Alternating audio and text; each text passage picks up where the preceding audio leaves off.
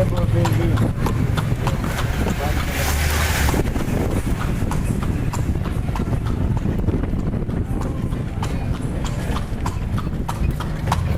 Ito na po yung Manila Bulletin. Newspaper.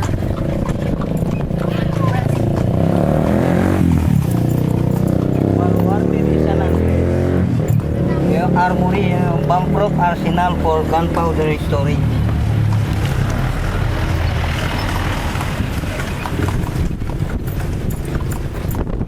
Ito rin yung barak ng mga British nung araw.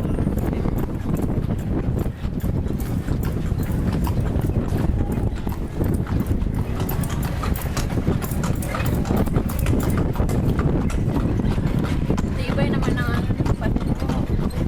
Yan, mga bato ng adobe po yan.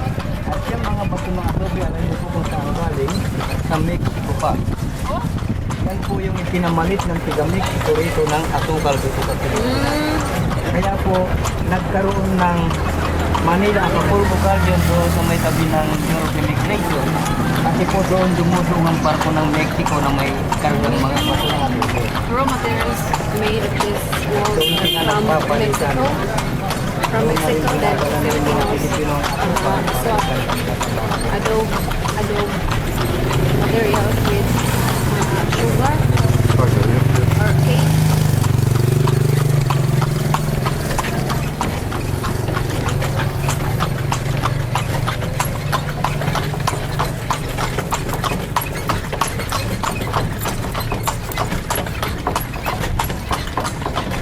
Yan, Manila High School.